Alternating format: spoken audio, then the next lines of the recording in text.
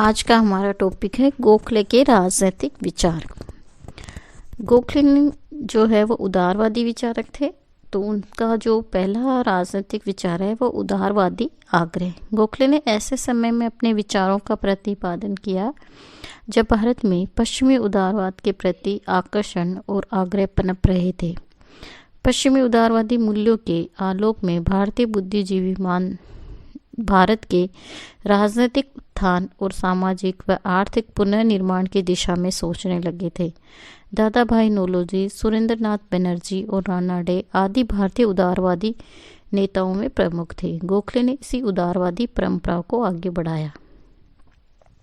उदारवादी मूल्यों, जनता की स्वतंत्रता, व्यक्ति की गरिमा का आदर, विधि का शासन, नियंत्रित सरकार, समता व न्याय में गोखले की गहरी आस्था थी। वे इस बात से प्रभावित थे कि ब्रिटिश शासन पद्धति में शासकों व जनता दोनों का दृष्टिकोण व व्यवहार इन्हीं मूल्यों से अनुप्रमाणित था।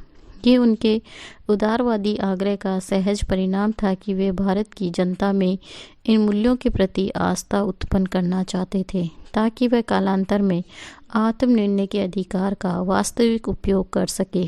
साथ ही वे ब्रिटिश शासन से ये अपेक्षा करते थे कि वे उन उच्चतर मूल्यों को भारतीय शासन व्यवस्था में लागू करें जो ब्रिटिश शासन पद्धति का मूल आधार माने जाते थे। ब्रिटिश शासन के प्रति दृष्टिकोण। अपने गुरु रानाडे की भांति ही गोखले की ये मान्यता थी कि ब्रिटिश शासन भारतीयों के लिए एक दिव्य वरदान था। वे ये स्वीकार करते थे कि ब्रिटिश संपर्क के कारण भारत को लोकतांत्रिक परंपराओं और संवैधानिक संस्थाओं के कार्यकरण का अनुभव प्राप्त हुआ।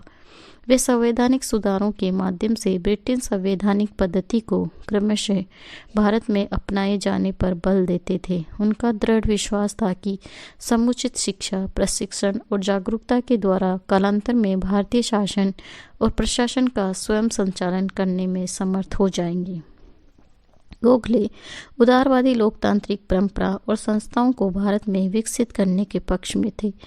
भारतीय जनता के लोकतांत्रिक अधिकारों की प्रतिष्ठा के लिए वे क्रमिक सुधारों और संवैधानिक साधनों के प्रयोग पर बल देते थे। उनका विश्वास था कि क्रमिक संवैधानिक विकास के मार्ग पर चलकर इंग्लैंड के सकारात्मक मार्गदर्शन के अधीन भारत में राजनीतिक विकास संभव था। वे मानते थे कि भारतीयों के स्वतंत्रता के अधिकार के सैद्धांतिक उद्घोष मात्र से भारतीयों के स्वशासन के अधिकार को प्रतिष्ठित नहीं किया जा सकता। उनका मत में भारतीय जनता स्वशासन के लाभ तभी उठा सकती थी जबकि वह संवैधानिक संस्थाओं, उदारवादी मूल्यों और पश्चिमी शिक्षा पद्धति से भली भांति अवगत हो। इस कारण गोखले भारत में पश्चिमी शिक्षा तथा यूरोपीय राजनीतिक संस्थाओं के प्रसार व विकास को आवश्यक मानते थे।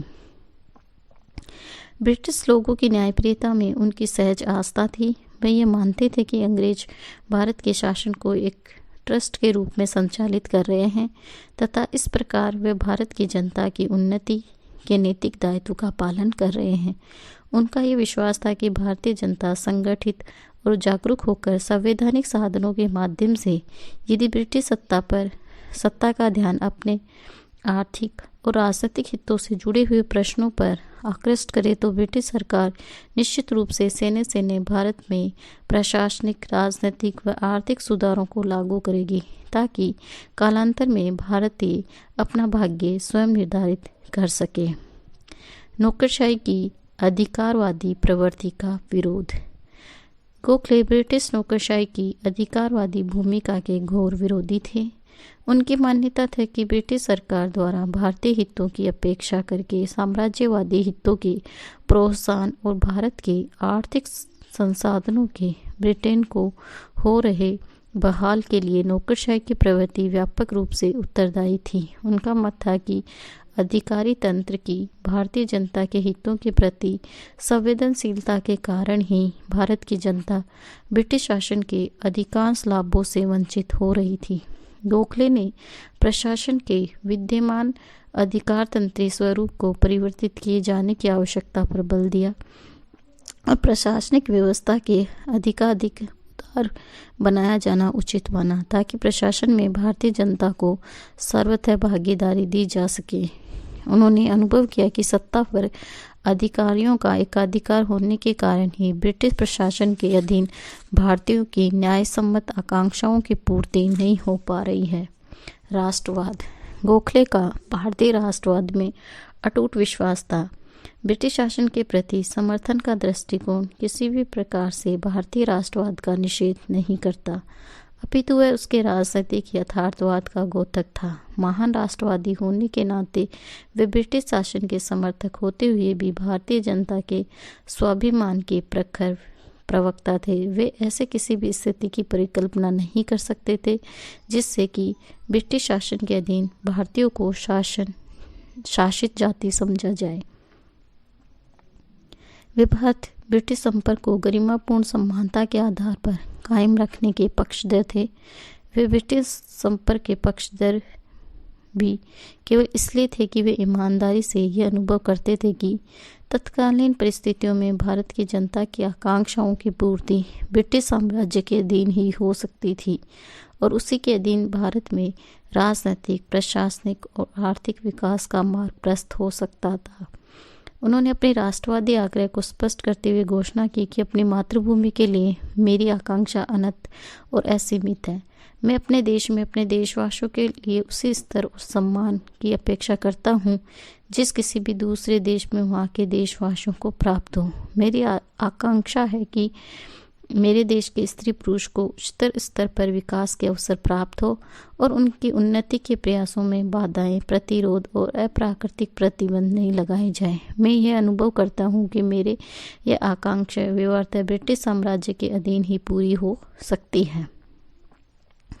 क्रमिक सुधारों में विश्वास। गोखले आदर्शमुखी यथार्थवादी थे। उनका राजनीतिक यथार्थ तथा उन्हें इसी तथ्य से आत्मसात करने के लिए प्रेरित करता था कि भारतीयों के स्वराज्य की कामना की पूर्ति तत्कालीन उद्घोषण द्वारा नहीं अपितु क्रमिक सुधारों के द्वारा ही हो सकती है। वे जनता की राजनीतिक जागृति तथा राजनीतिक और प्रशासनिक क्षमताओं में वृद्धि को इन सुधारों की पूर्व शर्त मानते थे। उनका सुधारवादी दृष्टिकोण उन्हें दूरगामी भविष्य का कोरा स्वप्न देखने के लिए नहीं अपितु वर्तमान और निकटतम भविष्य पर दृष्टि रखते हुए दृढ़तापूर्ण सैन्य से भारतीय राष्ट्रवाद की ओर कदम बढ़ाने के लिए प्रेरित करता था। वह प्राय एक अंग्रेजी कविता की इस पंक्ति को उद्धृत किया करते थे, मैं उस दूरस्थ दृश्य को देखना नहीं चाहता, मेरे लिए एक कदम पर्याप्त है। वे इस बात के प्रति सजग थे कि भारत की जनता की तत्कालीन आकांक्षाओं का अर्थ ये नहीं है कि केवल उनकी पूर्ति से बाद में राजनीतिक और आर्थिक विकास की यात्रा को पूर्ण मान लिया जाए। वस्तुतः वे क्रमिक सुधार और उसके साथ साथ होने वाली जनता के राजनीतिक और प्रशासनिक प्रशिक्षण को भारत के स्वर्णिम भविष्य की सुदृढ़ नींव बनाना चाहते थे। इस कारण वे सुधार के आग्रह को संवैधानिक दृष्टि से पूर्ण नहीं मानते हुए भी तत्कालीन रूप से अर्जित किया जा सकने वाले व्यवहारिक लक्ष्य मानते थे और कामना करते थे कि जनता चरित्र, क्षमता, संगठन और त्याग वृत्ति के विकास के द्वारा इन्हीं सुधारों के मार्ग पर चलकर धीरे धीरे स्वराज्य अर्जित कर लेगी। स्वशासन की धारणा। गोखले की स्वशासन की परिकल्पना में भारत के ब्रिटिश साम्राज्य से पूरी तरह स्वतंत्र हो जाने का भाव निहित नहीं था। वे इसको उचित नहीं मानते थे और व्यवहारिक भी कि साम्राज्य के अधीन ही एक सम्मानित देश के रूप में भारत का स्थान सुरक्षित किया जाए।